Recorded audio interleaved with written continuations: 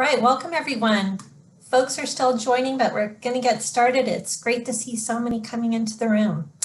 I'm Jen DeForest. I'm a member of YouthTruth's partnership team.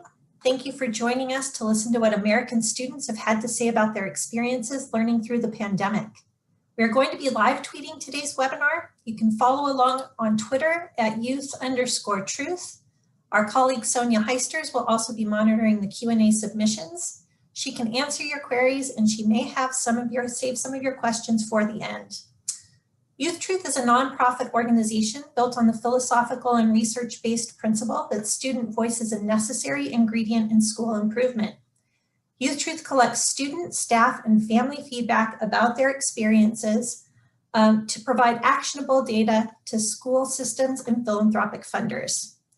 Today, my colleague Jimmy Simpson and I will present findings from our recent Students Weigh In 2 project, part 2 of this project. This work builds on our Students Weigh In Part 1 report released last July. Our first report shared insights from 20,000 students about their experiences during last spring's emergency school closures. Intended as a one-time effort, as the pandemic intensified, it became clear that this school year deserved continued scrutiny.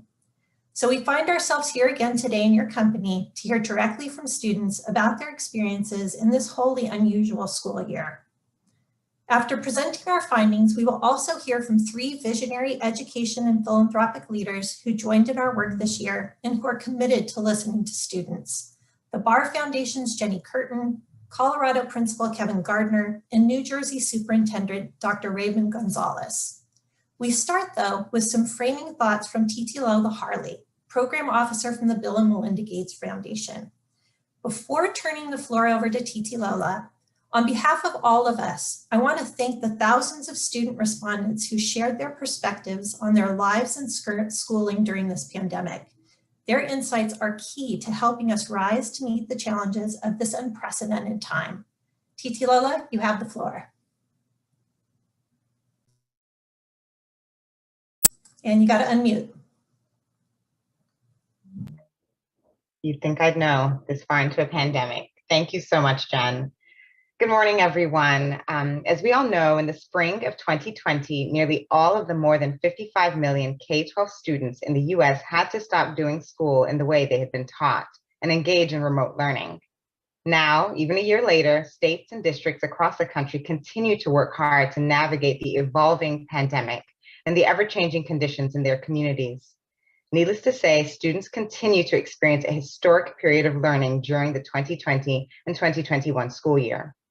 For some, it has been nearly a full year since they've set foot in a school building. For others, they may have been attending school in person some or even all of the time. But regardless of their learning setting, all students have lived through a uniquely challenging year.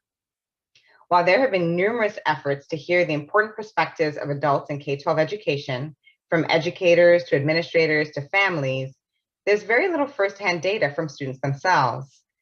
As we look ahead to the ongoing work of transitioning learning settings and supporting our students through the next phase, all of us have to adapt our approaches and target support where it's needed most, whether you're an educator, policymaker, philanthropic funder, or a nonprofit partner. To do that most effectively, we must keep students at the center of our decision-making. At the Bill and Melinda Gates Foundation, we've been thinking a lot about amplifying student voices and leveraging opportunities to learn directly from them as we work to achieve our goal of significantly increasing the number of Black and Latino students and students experiencing poverty who earn a diploma, enroll in a post-secondary institution, and are on track in their first year to obtain a credential with labor market value. We're committed to supporting work in all facets of the educational system, including the social emotional learning field, to help educators foster strong relationships and create equitable learning environments attuned to affirming students' identities and cultural contexts in order to increase their success. This has meant working diligently with partners to involve students in research projects, not only as the subjects, but as part of the actual research processes themselves, and also to exploring opportunities to gather their perspectives through other methods, including, of course, surveys. For that reason, we are grateful for the important work that YouthTruth has embarked on for the past several years in partnering with schools and districts to design and conduct student surveys to better understand their experiences, especially as it pertains to their social and emotional well-being. The dual pandemics of COVID and racial injustice created even greater reason to hear from students and to understand not only how they have really experienced school over the past year, but also where we have collectively improved this fall and where we are falling short, and for which groups of students. Young people are speaking up in their schools and communities across the country. As we move forward, we must hear their voices and take them to heart. I'm delighted to be part of this conversation today as we learn from the wisdom of over 85,000 students who shared their experiences in the fall of 2020. Thanks, and I'm happy to hand over back to Jimmy. Thank you, Titi. We are so grateful to have you here with us today. Hi, everyone. My name is Jimmy Simpson Jr. I'm on the partnerships team with Jen at YouthTruth. And we want to know a little bit about who is here today. So we're going to ask you just 2 questions. They're going to show up as a poll on your screen. The first one is pretty simple. Where are you joining us from today?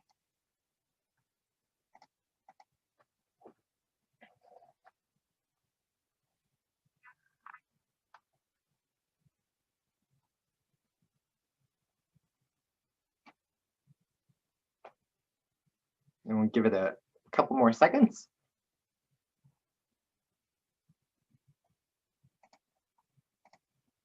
All right, and we can see we're from all over, but majority of us from the West Coast. Nice to see you all here. And then we are going to do a final poll. And this one is just simply asking, what sector do you work in?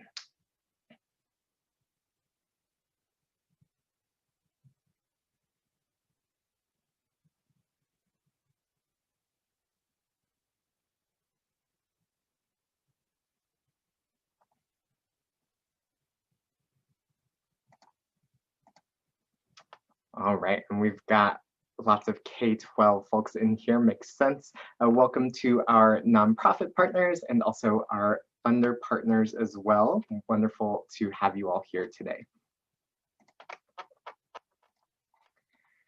So we also want to take a look at who did we actually hear from.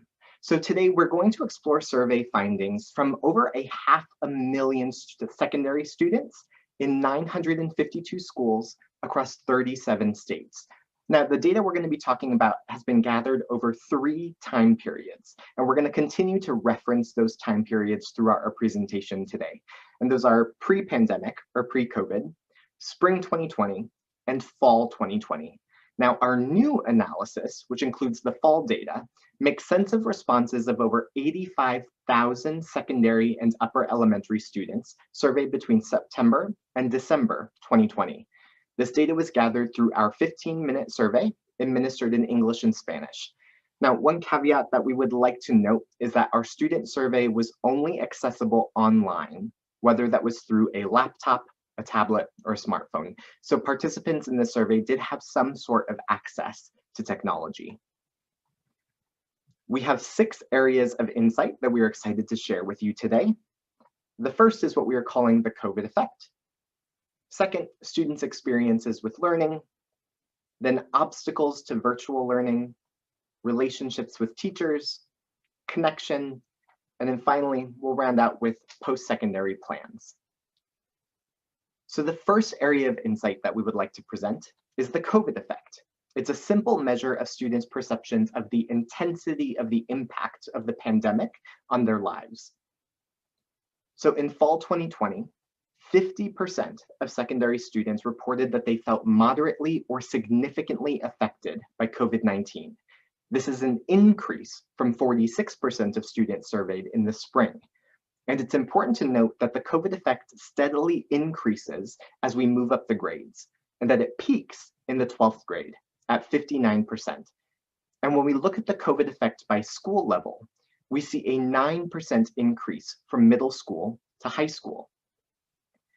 Now here, we're going to show you the first instance of several data points broken down by learning model. So whether a student was learning in person, hybrid, or virtually when they took the survey.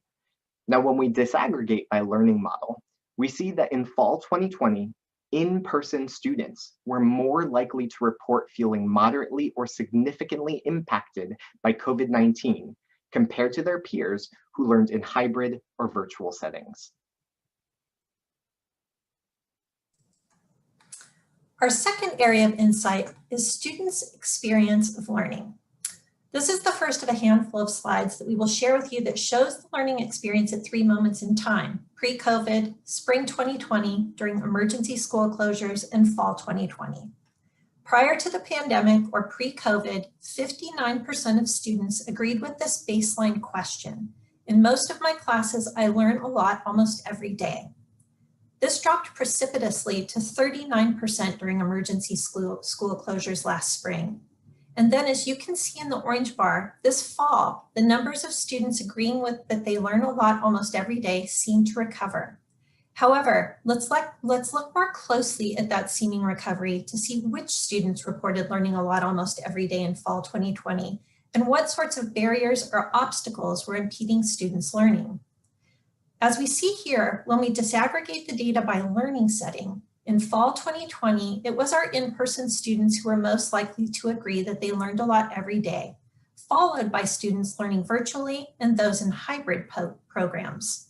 When we followed up and asked students if they had any barriers to their learning in fall 2020, 72% of students had identified at least one barrier. And we noted an important equity gap related to virtual learning in students' responses when we queried the experience of students receiving free and reduced price lunch.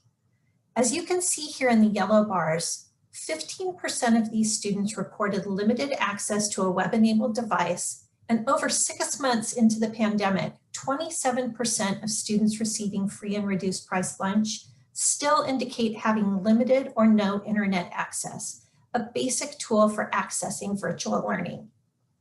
Now, let's take a minute to hone in more on just a few measures of the student experience of virtual learning. As any principal would tell us, 2 of the key assets of the traditional school day are classroom space and time. How do students think we have done apportioning time online? To get at this, we asked students a series of Goldilocks questions: not enough, just right, or too much time. As you can see here in the dark blue, 62% of students reported that the amount of time in live instruction with their teachers this fall was just right. This was actually quite heartening to see this robust number.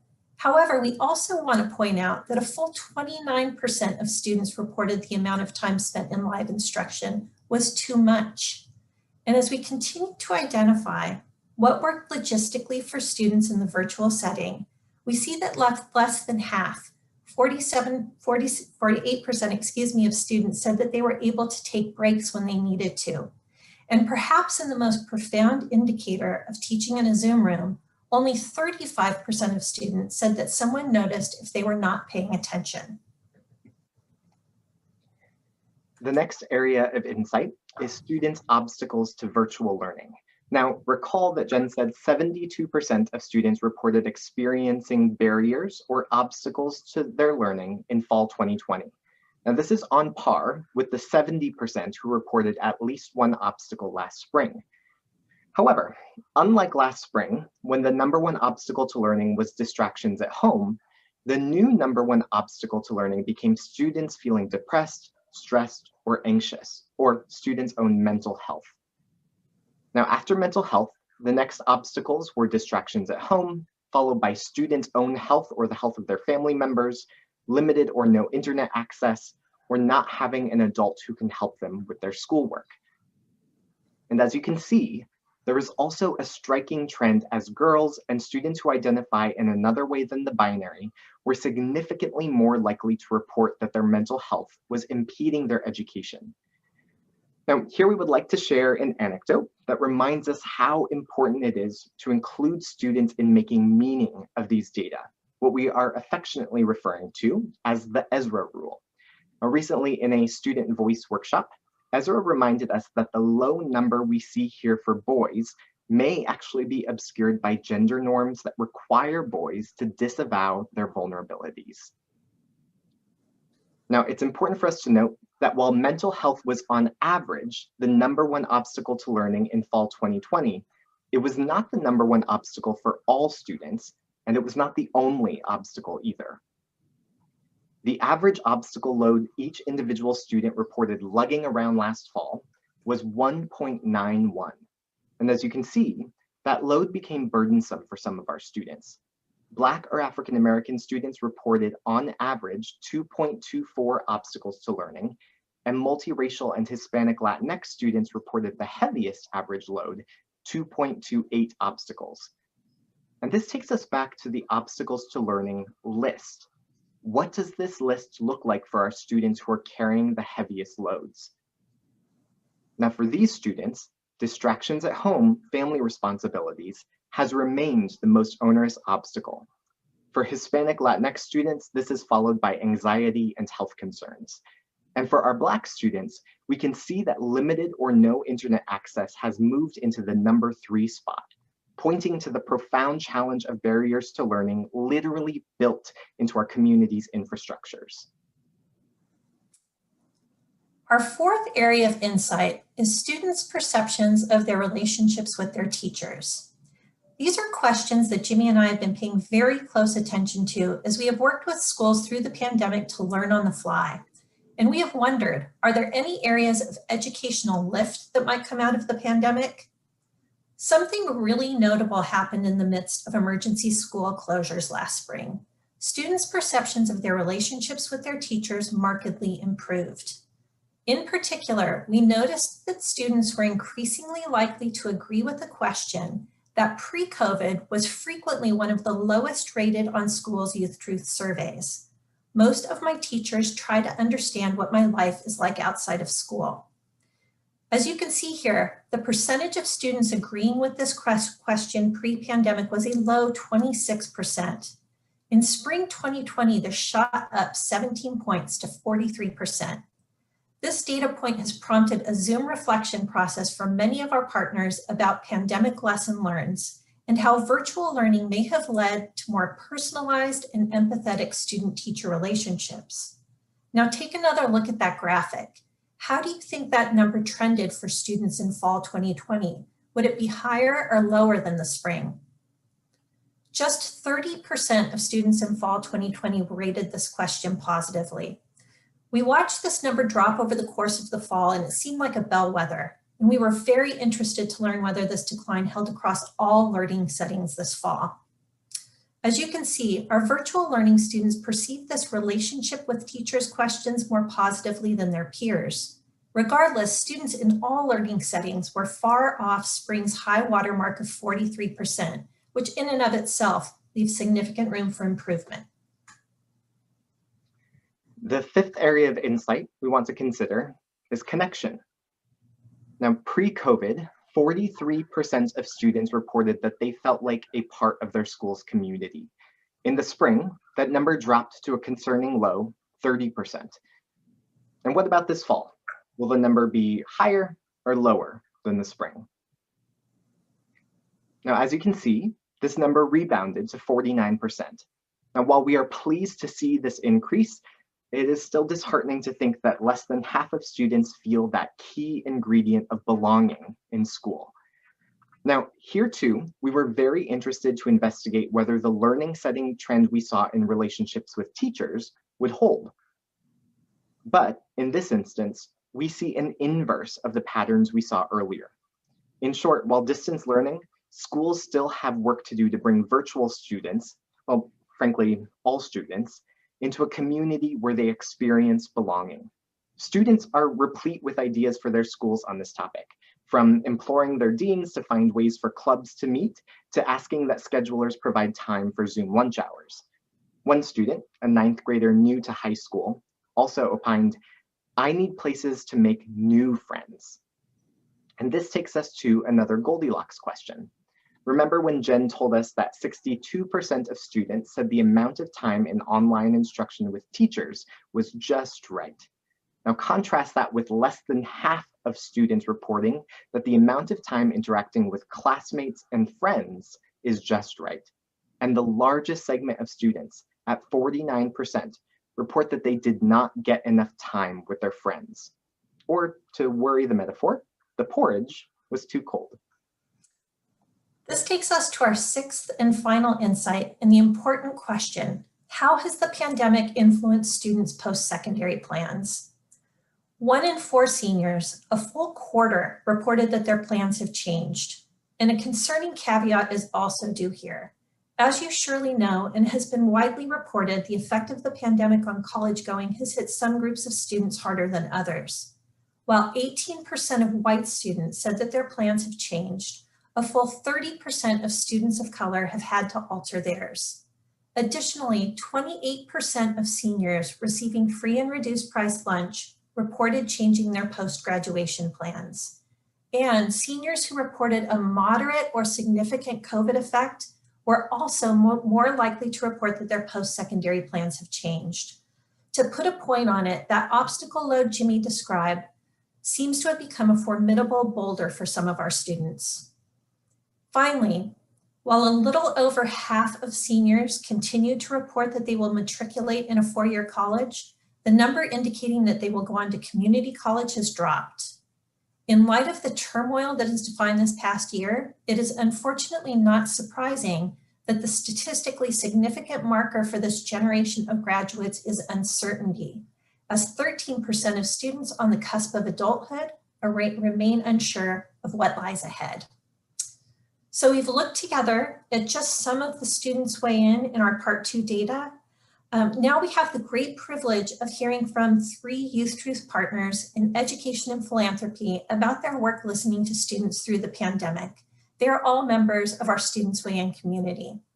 I have the pleasure to introduce you to our first panelist, and Jimmy will introduce you to the last 2. First up is the really wonderful Jenny Curtin, Senior Education Program Officer from the Barr Foundation. I'm going to turn it over to Jenny for her remarks. Great, thank you, Jen, and thanks for having me. I'm excited to be part of today's conversation on the important topic of student voice. I'd like to start with a couple of reactions to the data presentation, and then we'll speak to why we supported our school partners to participate in the fall survey and how they and we are using the data. So I'd start with a big headline for me, is that nationally our pre-COVID numbers were not strong in many areas. For example, Jen shared at the beginning of the presentation that the pre-COVID percentage of students who said they learned a lot almost every day was only 59%. So while there's been some improvement since the spring in some measures and rebounding closer to pre-COVID findings, we also know that the pre-COVID student experience was not strong enough for far too many of our students. So we see that as a real opportunity here to think about recovery and reimagining and not to return to what had been, especially for our most marginalized students. One area in particular that we're concerned about is the quarter of students that Jen was just talking about in the national data whose post-secondary plans have changed during the pandemic. And we can see that this change in plans is not necessarily for the better. Fewer students report planning to go to college, and more students are unsure about their next steps. We also saw similarly concerning results in our regional data with our partners that participated in the survey. Among our partners, we saw far too many students reporting that they were receiving support on their college and career options and application process. And I'm sure many of you are familiar with the research that came out a few months ago from the National Student Clearinghouse about the fall 2020 college enrollment for low-income high school graduates, which plunged by 29%. We also know that concerning indicators of post-secondary planning this year, such as FAFSA completion, is down by 9% compared to this time last year. So when we take all this data together, hearing from students about their experiences helps to deepen our understanding about why this trend is happening and how we can address it. While we know many students have experienced increased demands of work and care for families, we also, which may be impacting their post-secondary plans, we also need to listen to students to triangulate the data so that we know that what schools can do more of. Here's a student quote that from one of our partners that captures a theme that we've heard from many students. And the quote is, "Maybe it just hasn't happened yet, but I haven't been taught how to apply to colleges, what to look for, what colleges look for, how I should choose my career, how to pay for college, or anything else that goes into that category. I have found this information on my own through research."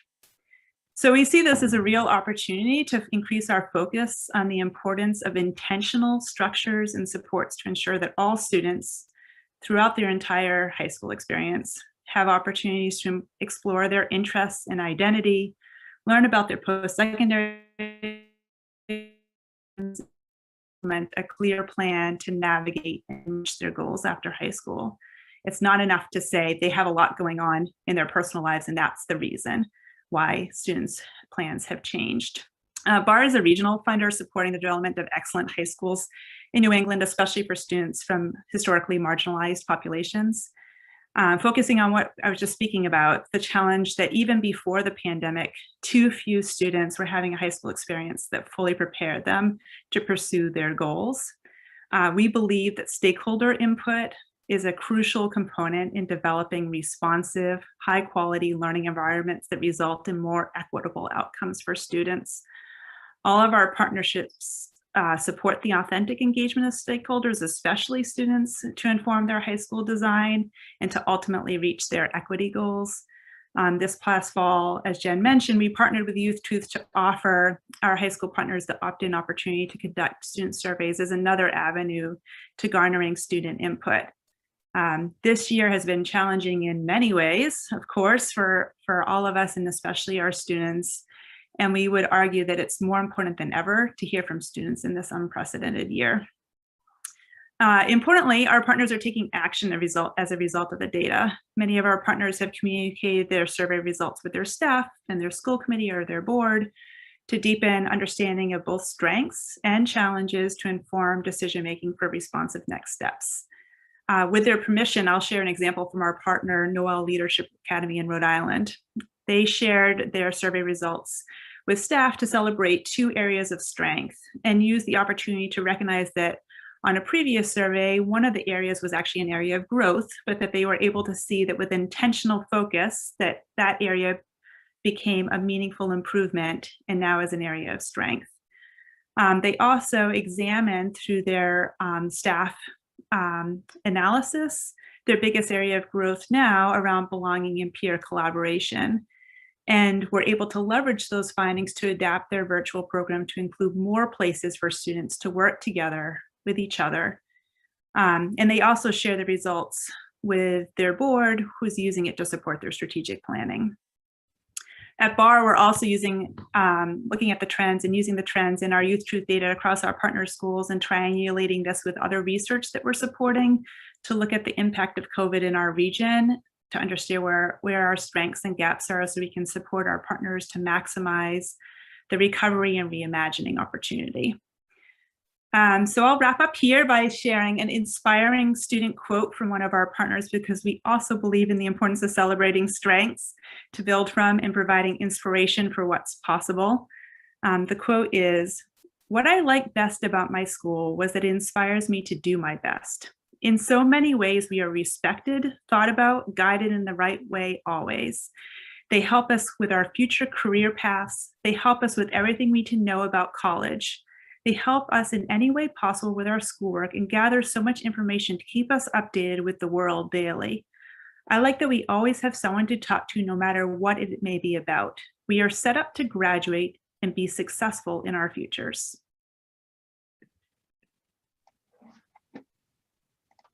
Thank you so much, Jenny. So we are going to continue to move forward with our panelists, but it looks like a few folks are already putting some questions into the Q&A box. Please continue to do that so that we have some great questions for our panelists as well as for Jen and I when we get to that next. But I want to now turn it over to Kevin Gardner, who is principal of Doherty High School in Colorado Springs, Colorado. Over to you, Kevin. Good morning. Thank you, Jimmy. This is just a great opportunity to speak with just a cross-section of the country. My name is Kevin Gardner. I'm the proud principal of Doherty High School in Colorado Springs, Colorado. And yes, we did survive the blizzard, and we are in person today. This is my 20th year as an administrator, my 7th year at Doherty High School. Doherty High School is a large, comprehensive high school. My demographic is really aligned with our nation. I've got 55% Caucasian students, 28% Hispanic, 7% Black, 7% mixed race, and 1% Native American, Asian, and Pacific Islander. So when I think about that cross section of students, I have voices that represent who we are. Colorado Springs as a community is very diverse. We have a large military presence. We're home to not only the United States Air Force Academy, but Fort Carson, a very large Army base, and as well as Space Command. What that means is that the students that come through my doors each day have a variety of experiences, not just here in Colorado Springs, but have experiences around the country and around the nation, depending on where their parents have been deployed and where they might have traveled. I value that experience because it provides perspective to me as a leader and to our staff. You don't have just a very limited experience, you have a wide base of experience from our students.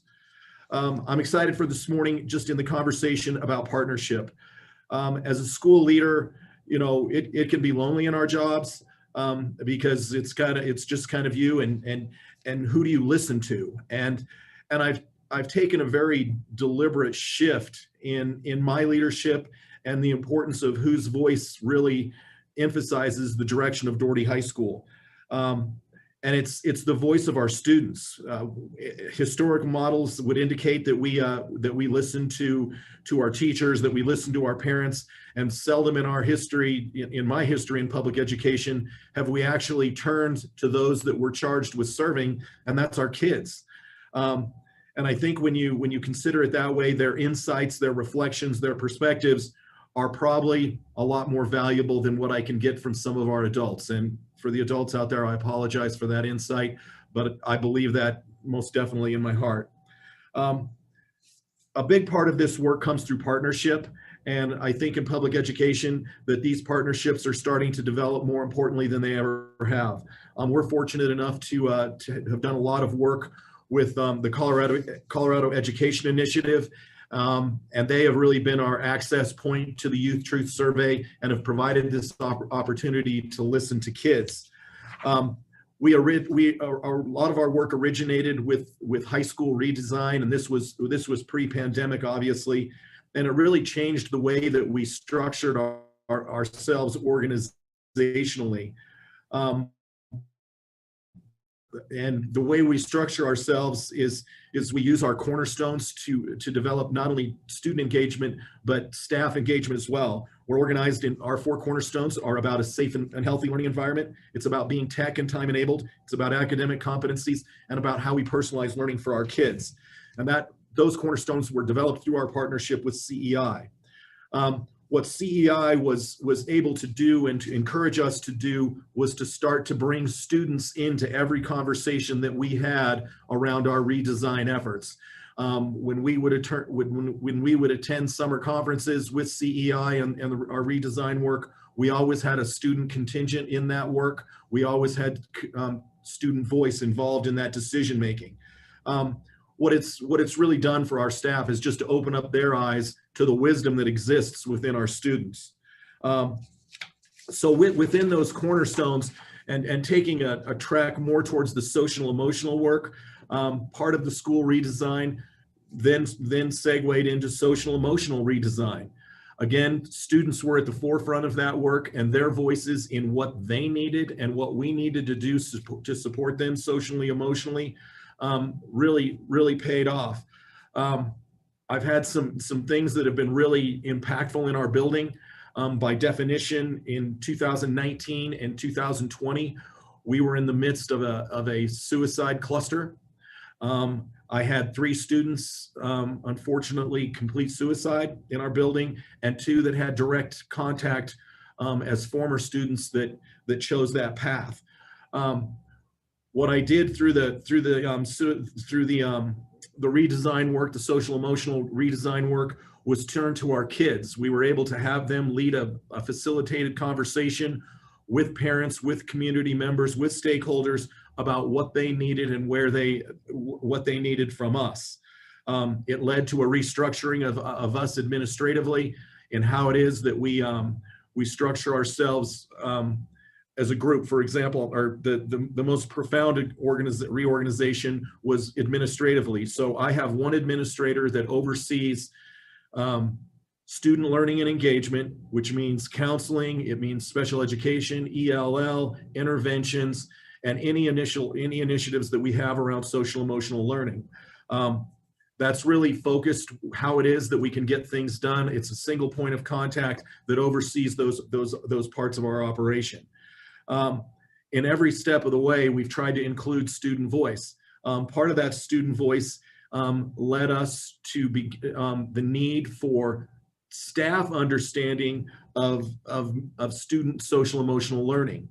And what they pushed for, what our kids pushed for, was that our staffs be trained to recognize when students are struggling.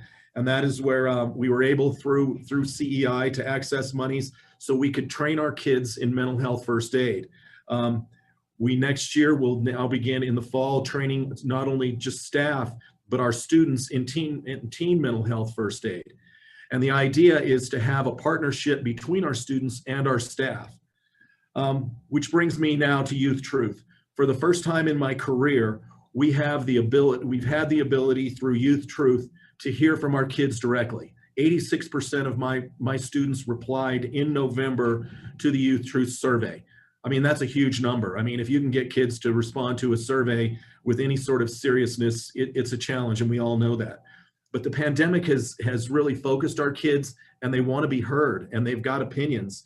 And what it did was it really peeled back just some of the layers of where we think we might be successful, but really where we as adults think we're on top of things. It's proved that we're not.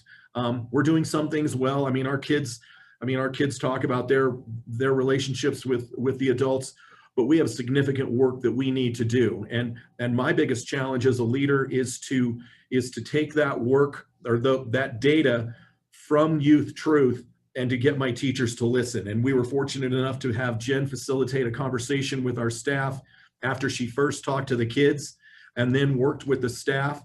And it was eye-opening. I mean, you're onto something new when teachers stop you in the hallway and they thank you for data points that are good in some ways, but they're a little bit hurtful in others. And I think just as educators, the more we can move beyond just what we think and the adults in a building think, and we start to listen to the most important people in our building, which is what our students think, because it's their experience.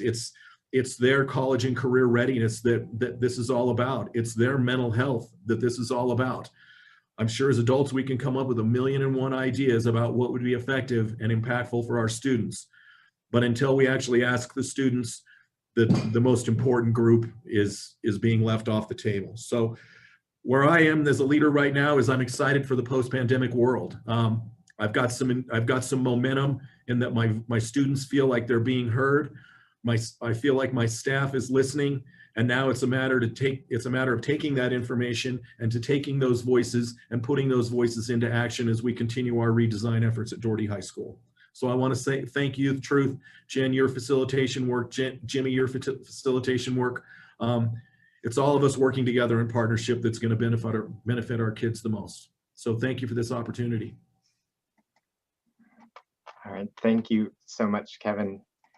So we are going to hear from our final panelist now, Dr. Raymond Gonzalez from Westwood Regional School District. So Ray, I'll turn it over to you.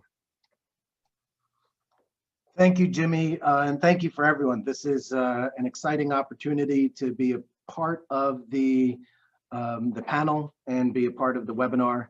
I'm absolutely in awe of everything that I'm hearing coming out of the report, as well as coming out of the mouths of my colleagues. And I just love learning about the experience of others, in part just to know that I'm not alone during this time. And certainly COVID has proven that we are all facing challenges, but it also shows that if we listen to our kids, there's also a lot of hope out there as well. So I appreciate having the opportunity to share my story. So let me just begin quickly by introducing myself. Once again, as superintendent of Westwood Regional School District, just for context, we're located in northern New Jersey in Bergen County, about 20 minutes outside of Manhattan. We have about 2,800 students, 400 staff members. We're about 73% Caucasian, 3% African American, 15% Hispanic or Latinx, and 6.7% Asian. We have a pre-K to 12 regional school district, which means that we receive students from 2 municipalities, and those students will experience elementary school in their respective towns where they live, and then merge together for middle and high school as one school community. I've been doing this work in Westwood as superintendent going on about 7 years, and I've been a superintendent going on about 10 years. And really pre-COVID, I almost made the mistake of saying, I think I've seen it all, but then, you know, spring of 2020 hit, and I was proven wrong once again. But nevertheless, the work that I've been doing with the school community has always centered, as everyone's has, on really trying to focus on creating opportunities for our students to help improve their access, to improve their student outcomes, and to see what we as adults can do better to help them along the way.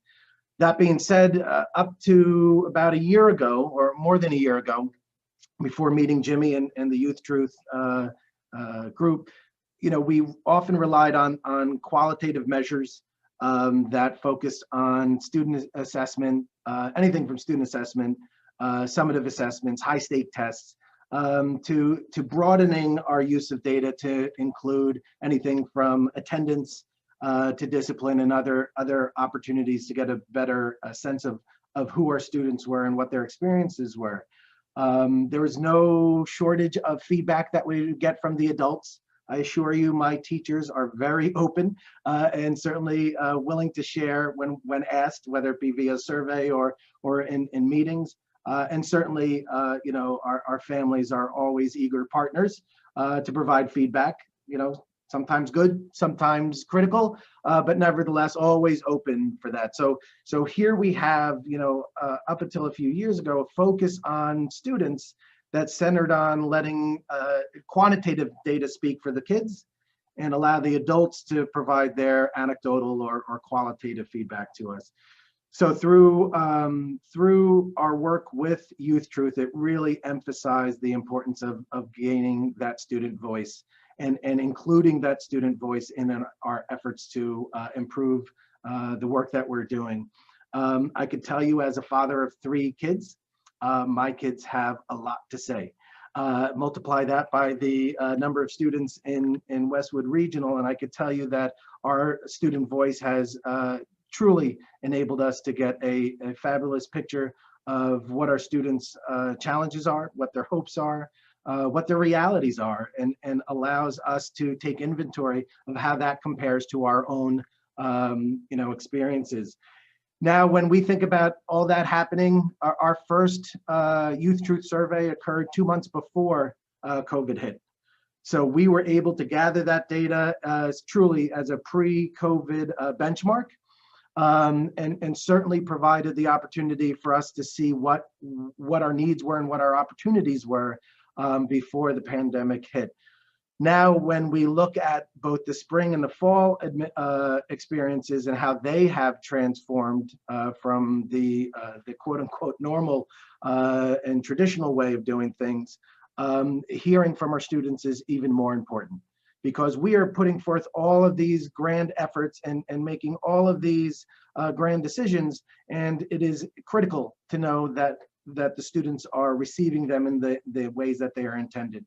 If we believe that we're providing the supports, if we believe that we're providing a sense of community, if we believe that we're focusing on the relationships between students or between their teachers, it's important that we know whether or not those efforts are being well received. And the work of YouthTruth in allowing for that certainly has been amplified with the most recent administration of the YouthTruth survey, which allowed us to compare those data points across learning environments, learning models, as well as being able to ensure that the work that we're doing can also support our equity initiatives. You know, as a school district, the profile that I shared earlier of having a 73% white population certainly suggests that you know, we have a minority of students whose voices may not always be represented. And if we don't take active efforts to hear from them and solicit their experiences, then certainly we could miss out on that. So having the ability to look at the second administration of our YouthTruth data to include learning models, as well as our DEI initiatives, both with the questions that directly addressed diversity, equity, inclusion, as well as being able to disaggregate our data. And we saw the power of that in the overview of the report from earlier. So it certainly empowers us in so many ways, really, as we look forward.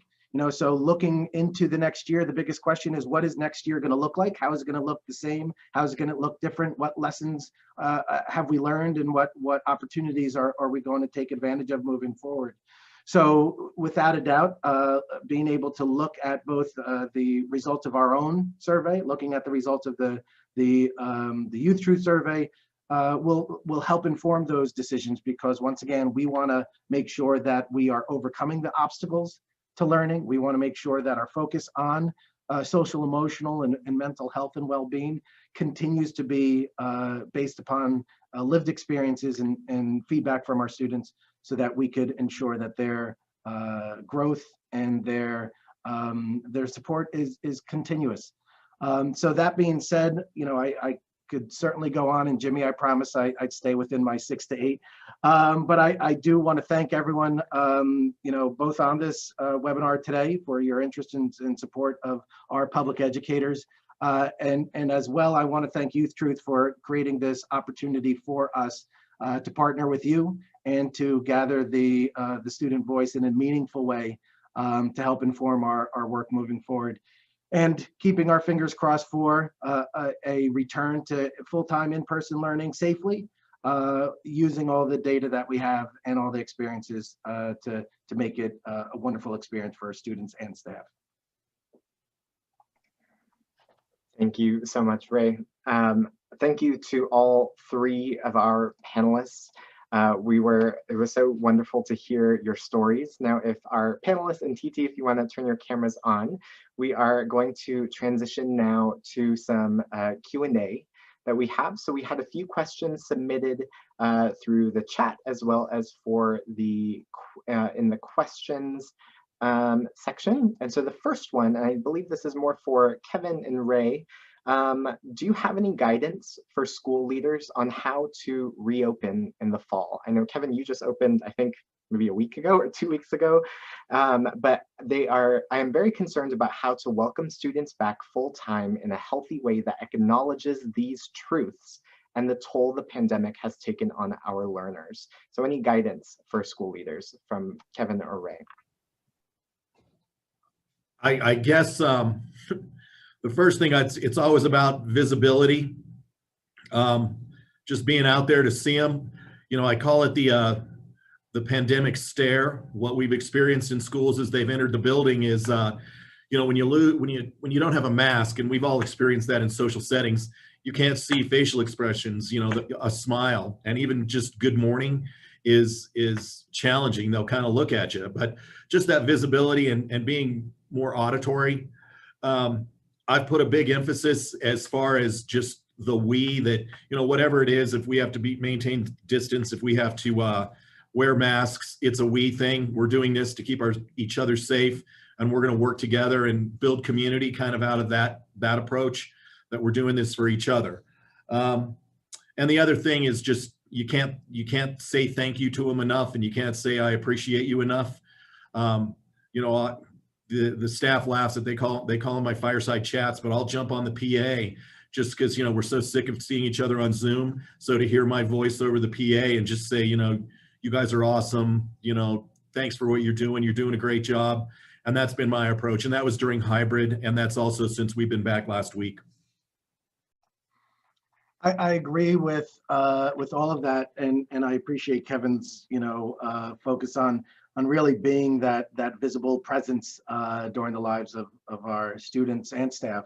I would add to that simply just the ability to be over communicative in this case, to make sure that both students, staff, and families are fully aware of what's going on. And it's hard, and I could only speak for where we are in New Jersey. We don't always have the answers, unfortunately, but at least acknowledging what information we do have, what information we're waiting for, but what we're doing in the meantime to make sure that education continues and that safety and wellness maintain their prominence as priorities in the district. So I think just keeping everyone connected and communicated with timely and meaningful information would probably be my other suggestion. All right, thank you both so much. So we have a question in here for either Titi or Jenny. What is the role of philanthropy in closing some of these gaps for students? At a foundation, it can feel like we are really separate from the problems, but for those of us in philanthropy, any ideas of how to address some of these needs? I can take a first stab at that question. I think that is actually something that we have really been grappling with, and especially considering the great many changes that have occurred over the past year. We've been doing some strategy refreshing on our end.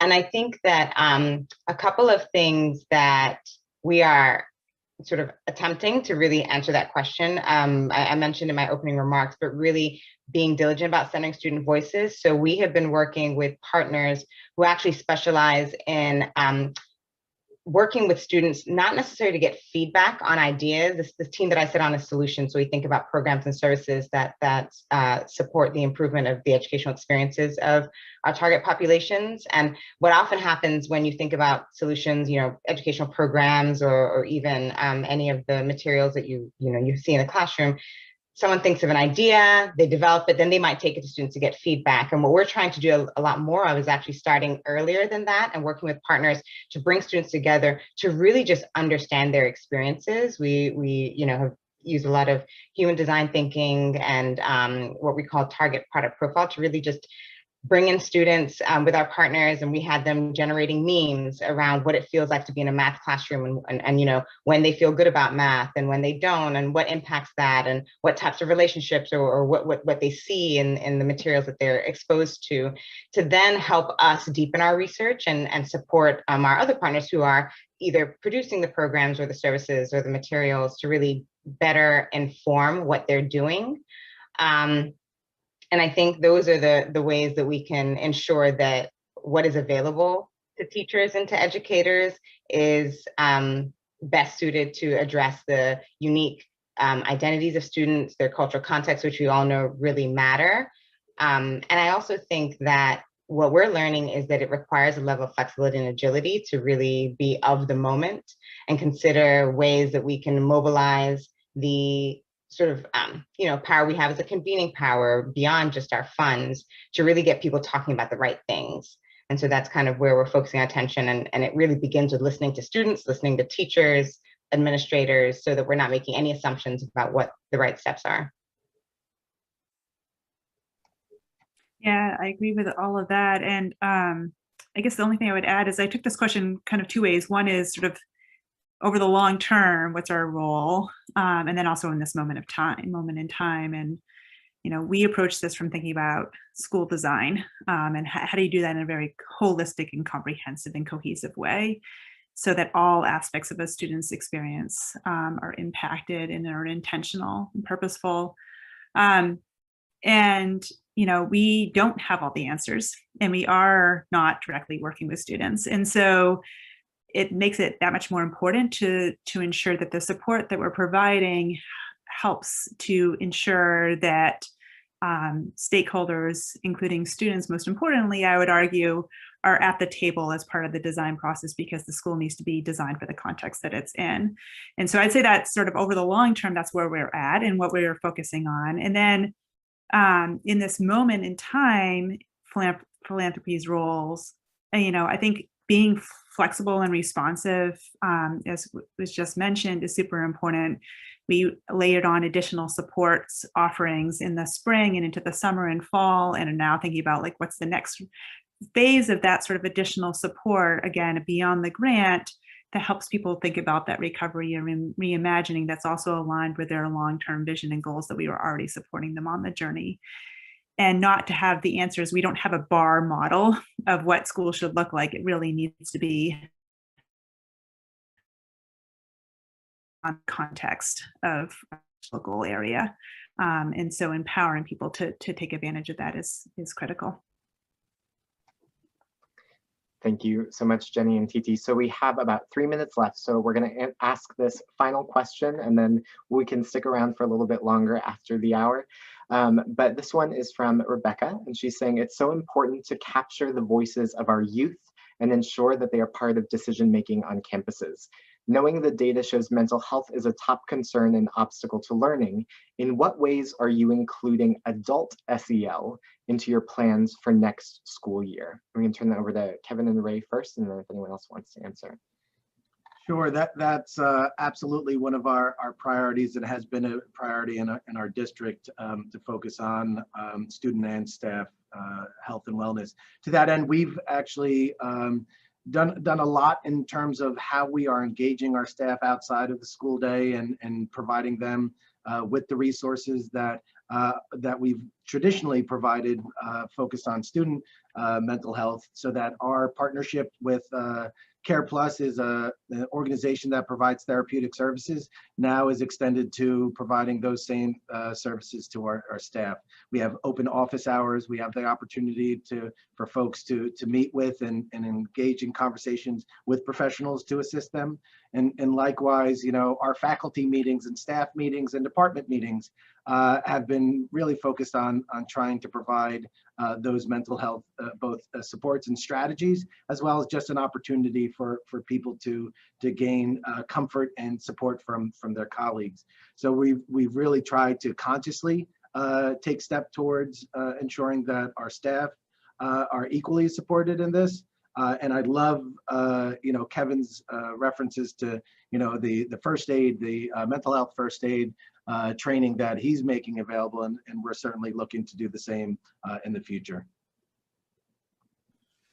And I guess from our standpoint, and it's interesting what has arose from our MTSS redesign. We're redesigning all of our interventions for our kids. If we think about the language of MTSS, we think of a pyramid of interventions. Well, if you think of a pyramid as 4 sides, we have obviously the social emotional component, we have the attendance and discipline piece, we have the academic piece. Well, what they've done is they've now added the fourth side of that pyramid to be staff. And that's not, and intervention can look 2 ways. It can be social emotional for a teacher, but it can also be instructional. Too often we don't think we have to support the adults. Well, if we want the adults to support the kids, we've also got to make sure we support them. So we've actually added it to our MTSS pyramid of interventions, that the staff have their own side of it. And I think that's a critical component, just to bring that we into the whole conversation. I'll just quickly add, Jimmy, that some of the work we're doing in our social emotional learning body of work specifically looks at adult SEL and from the perspective of the significant impact that adults have on students. And so realizing that there has to be some growth on the part of adults in order to foster supportive learning environments, in order to develop the types of relationships that increase a sense of belonging for students and help to develop their growth mindset. And so, that requires investment in adults, because it's not, we can't take for granted that these are things that come naturally or sort of relegated to, oh, well, those teachers are good at making relationships with kids, right? This is something that we can really help to develop in the adults in a building that will help allow our students to have the types of experiences and the type of inclusive learning environments they should have. Thank you all so much. So we have another question here, but just to be aware of time, we are going to just do a quick wrap up. And so I did want to just thank you all so much for your attendance at our webinar today. I want to thank our panelists, Jenny, Kevin, and Ray, as well as Titi Harley for her opening remarks, and of course to my wonderful colleague, Dr. Jen DeForest. So we will be following up with you all with a copy of this deck, as well as a link for the website where you can see the rest of the data from the Students Weigh In Part 2 report. We also encourage you to reach out if you want to learn more about working with us to better understand your students' experiences with their school climate and culture. Now, as we enter the tail end of the school year, still with so much uncertainty, we want to also just recognize the incredible work that you all are doing to make the school year happen in a way that has been safe and impactful for your students.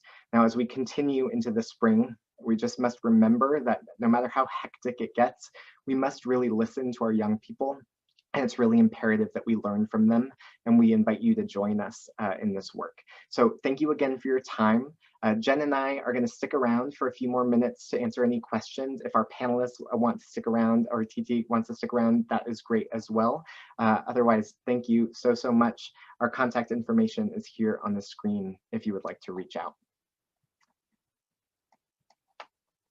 So with that, it looks like some folks are still sticking around. We do have one more question in the chat that I just wanted to pose, and this one's specifically for Jenny. Jenny, can you share more about the strategies for supporting students in post-secondary plans? And what's one intervention that seems to be especially promising in this challenging COVID environment? We've never had to support kids in a context of so little uncertainty. Any early lessons learned to share with the field? Yeah, I mean, it's a great question, and it's also a really hard question because I don't think it's just one thing, and it's a more complex and picture around what might be most helpful. And so I think what we have seen is really that intentionality of scaffolded experiences and support, so that students from their entire time in high school are building on their experiences and learning about themselves and about the world, so that they are making informed decisions about their next steps. When that isn't happening and layering on COVID on top of it, it just makes that, navigating those next steps even that much more complicated. And this is, again, an area I would say was an area of growth before COVID. It remains an area of growth. It's an area that I think it's clear that it's not seen as essential as it could be at this time. And so it feels like a real opportunity to just increase the intentionality and think about how it's not just one activity that we're doing with students, but an intentional sequence with students over a period of time that starts with identity work, understanding what they're about themselves and about their community, and then building from there about community-based experiences and other opportunities that are not just add-ons, but are available to every student and are expected of every student to participate in, so that by the time they graduate from high school, they have a clear plan in place for their next steps and goals aligned with that plan. I think at this time in particular, understanding which post-secondary institutions your alumni have gone to and the success or not of your alumni in those institutions, who's best at serving and supporting low-income students, students of color, all of that sort of backwards mapping data is really important always. I think probably even more critical right now. So a number of partners that have had the most success, both pre-COVID and now, in thinking about navigating sort of the uncertainty, is going back to like, who's best serving our students, and how are we thinking about ensuring our students have multiple touch points and multiple experiences so that they're fully prepared despite the uncertainty around us. So that's just a taste. We are putting out just a flag for folks that are interested in this topic area in particular. We are putting out probably in the next month or so, in partnership with NGLC, some case study type work on one of our partner schools. And one of the focus areas is on college and career planning and support. And there's some really clear examples of how they're doing that in their schools. So something just to keep an eye out for if you're interested in this area. All right. Well, thank you all so much. Kevin, Ray, Jenny, TT, thank you so much for joining us today. For everyone that hung on for these last few minutes to listen, thank you as well. But with that, we wish you a wonderful rest of your school year, and please reach out to us if you need us. Have a good day, everyone.